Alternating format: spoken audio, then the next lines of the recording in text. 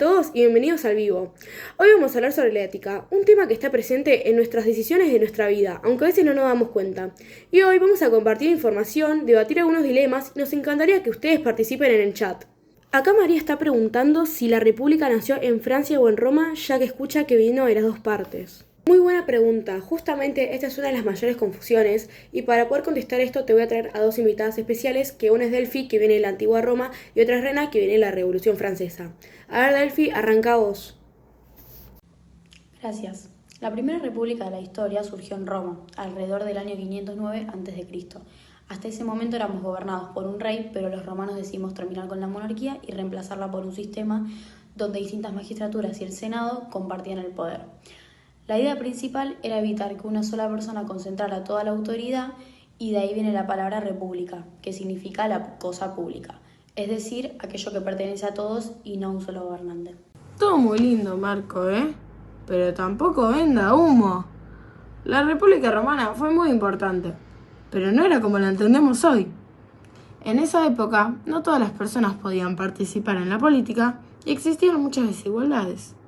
Con la Revolución Francesa, en 1789, la idea de república cambió muchísimo. Empezamos a defender principios como la soberanía popular, la igualdad ante la ley y los derechos de los ciudadanos. A partir de ese momento, la república empezó a relacionarse con los gobiernos elegidos por el pueblo y con constituciones que limitan el poder. Y sí, justamente muchas de estas ideas llegaron a varios países, entre ellos Argentina.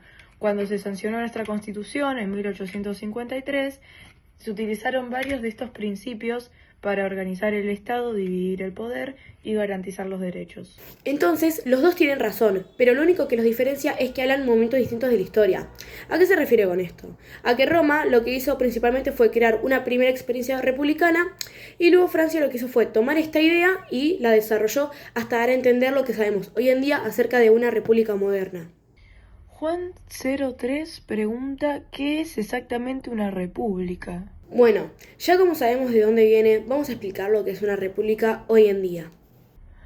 Bueno, Juan, actualmente una república es una forma de organización del Estado.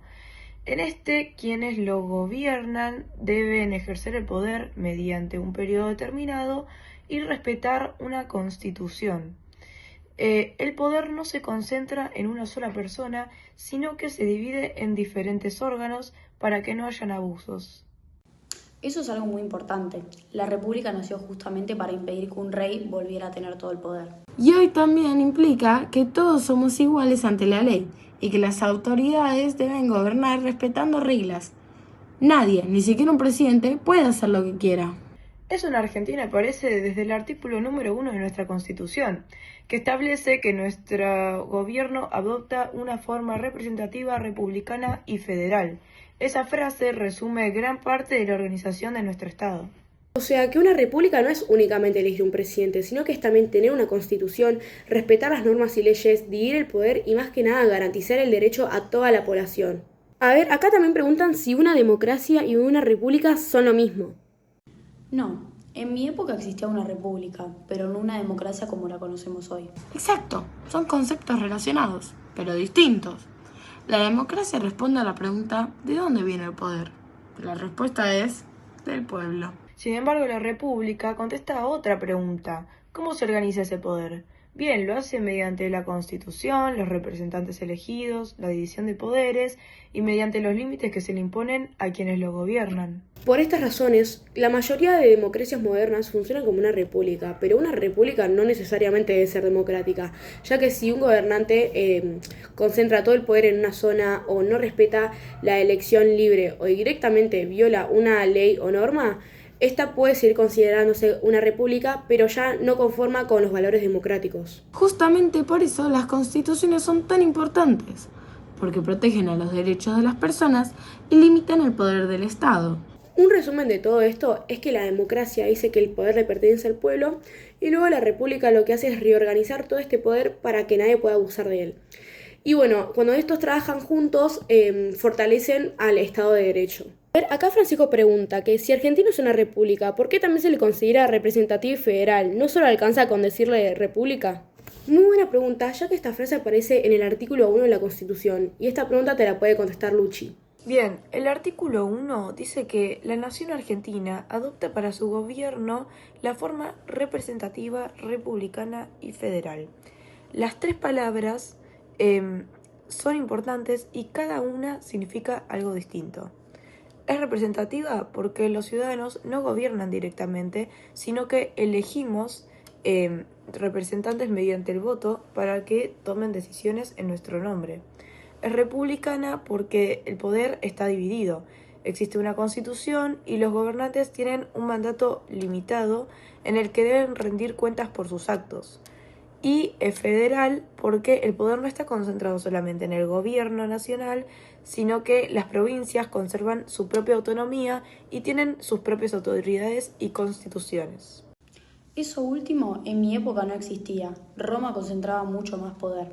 Por eso el artículo 5 garantiza que cada provincia pueda dictar su propia constitución, siempre respetando los principios de la Constitución Nacional. Y esa representación también aparece en otros artículos, como por ejemplo el 44, que esta dice que el poder legislativo se divide en dos cámaras, en diputados y en senadores. Exacto, el artículo 45 explica que los diputados representan al pueblo, mientras que el 54 establece que los senadores representan a las provincias. Así se refleja el federalismo. Además, el 87 dice que el poder ejecutivo es ejercido por el presidente de la nación. El 94 establece que el presidente es elegido por el voto popular y el 108 crea el poder judicial, encabezado por la Corte Suprema y los demás tribunales. O sea que el artículo 1 de la Constitución resume todo, pero luego el resto de la Constitución explica cada uno de estos principios. A ver, acá están preguntando que para qué sirve la Constitución y si solo es un libro con leyes. No, y en realidad es muchísimo más que eso. La Constitución es la ley suprema del país. Organiza el Estado, establece cómo funcionan los poderes y además protege los derechos de todas las personas. Ninguna ley puede contradecirla. Esa fue una de las grandes ideas que dejó la Revolución Francesa, que el poder tiene límites y que los derechos no dependen de un capricho del gobernante. Como por ejemplo el artículo 14, reconoce derechos fundamentales como trabajar, estudiar, ejercer una industria ilícita, asociarse, expresar ideas y entrar o permanecer y salir del país. El artículo 14 bis incorpora derechos sociales y laborales, como condiciones dignas de trabajo, salario justo, vacaciones pagas, derecho a sindicalizarse y protección a la seguridad social. El artículo 16 establece la igualdad ante la ley. El 17 protege el derecho de propiedad. El 18 garantiza el debido proceso, la defensa en juicio y prohíbe las penas sin juicio previo. Y el 22 aclara que el pueblo no gobierna ni delibera, sino por medio de sus representantes, salvo los mecanismos que la propia Constitución prevé. Entonces la Constitución no se encarga únicamente de organizar el gobierno, sino que también protege nuestros derechos y aparte evita que cualquier autoridad pueda actuar arbitrariamente. A ver, acá Fabricio pregunta que si el pueblo no gobierna directamente, ¿cómo participa? Excelente pregunta. Mucha gente piensa que la elección ciudadana termina el día de las elecciones, pero en realidad no es así. Bueno, el mecanismo más conocido es el voto. El artículo 37 establece que el sufragio es universal, igual, secreto y obligatorio porque la participación ciudadana es una base fundamental de la democracia. Sin elecciones libres, sería imposible hablar de la soberanía popular.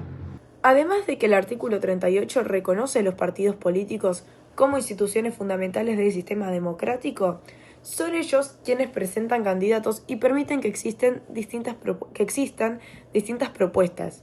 Y el artículo 39 incorpora la iniciativa popular, que permite que los ciudadanos representen proyectos de ley ante el Congreso si reúnen los requisitos establecidos.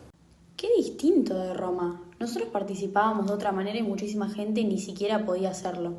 Bueno, hoy la participación ciudadana no consiste solamente en votar. También implica informarse, respetar las instituciones, participar en organizaciones, expresar opiniones de forma pacífica y ejercer los derechos que reconoce la Constitución. En definitiva, una república necesita de ciudadanos activos, ya que estos, si no participan ni controlan a quienes gobiernan, la democracia pierde su fuerza. A ver, acá también preguntan que para qué sirve el poder simbólico. Buenísima pregunta, ya que el poder no siempre se ejerce por la fuerza, hasta dice que es más que suficiente cuando se crea una autoridad con legitimidad. Rena, ¿podrías contestarla? Obvio. El poder simbólico es la capacidad de influir sobre la forma en la que las personas piensan, sienten o actúan sin recurrir necesariamente a la violencia o a la fuerza física. Se logra mediante símbolos, discursos, imágenes, tradiciones, medios de comunicación o educación. En Roma también existía. Los desfiles militares, las ceremonias públicas y los monumentos servían para mostrar la grandeza del Estado y reforzar la autoridad de quienes gobernaban. Ese tipo de poder no es necesariamente malo. Todos los estados utilizan símbolos para construir identidad social. El problema aparece cuando esos símbolos o discursos se usan para manipular a la sociedad o justificar abusos de poder. Esto se refiere a que el poder simbólico forma parte tanto de la democracia como de otros gobiernos, únicamente que su participación depende del uso que se le dé. Patricio 553 dice, entonces, ¿por qué tanto las democracias como las dictaduras buscan el consenso y por qué es más importante en una democracia? Esta pregunta es una de las más interesantes de todo el tema. Bueno, ningún gobierno puede sostenerse durante mucho tiempo si solamente mediante la fuerza. Todos necesitan que una parte importante de la sociedad acepte sus decisiones o por lo menos las considere legítimas. A eso lo llamamos consenso.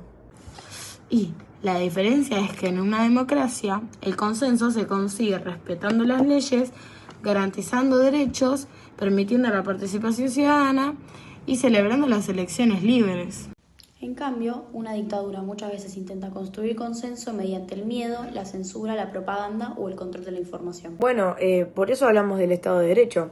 En un Estado de Derecho nadie está por encima de la ley. Los gobernantes también deben respetar la Constitución, la división de poderes y los derechos de las personas. Cuando eso deja de cumplirse, el sistema deja de funcionar como una verdadera república. En otras palabras, la democracia necesita el consenso ya que el poder le pertenece al pueblo. Entonces, sin participación y sin confianza en las instituciones, la democracia se va debilitando. A ver, acá también preguntan que si en la última dictadura argentina hubo algún ejemplo del poder simbólico. Sí, y justamente este es un ejemplo muy interesante y muy concreto de cómo puede utilizarse ese poder. Uno de los ejemplos fue el uso constante de mensajes como Proceso de Reorganización Nacional. Ese nombre transmitía la idea de que el país estaba siendo ordenado y protegido, cuando en realidad se estaban violando derechos humanos fundamentales. Otro ejemplo fue el control de los medios de comunicación y la censura. Se difundían solamente la información que favorecía al gobierno militar y se ocultaban las desapariciones, las represiones y las detenciones ilegales. Eso demuestra que el poder no siempre necesita armas, a veces también intenta controlar lo que la sociedad piensa o cree. Por eso, hoy la Constitución protege derechos como la libertad, la igualdad ante la ley, la defensa en juicio, la libertad de expresión y la participación ciudadana. Todos estos derechos existen justamente para evitar que vuelvan a repetirse situaciones como las de la última dictadura. Después de recorrer Roma, la Constitución argentina y la Revolución Francesa, podemos llegar a entender que una república no únicamente es elegir a un representante o a un gobernante, sino que esta también significa respetar la Constitución, dividir el poder, garantizar el derecho y promover la participación ciudadana. Los símbolos, las leyes y las instituciones son fundamentales, pero estas funcionan verdaderamente cuando la sociedad participa y defiende el Estado de Derecho. Esperamos que este vivo les haya servido para poder entender mejor cómo evolucionó la República y por qué actualmente es tan importante. Muchas gracias por acompañarnos y nos vemos en el próximo vivo.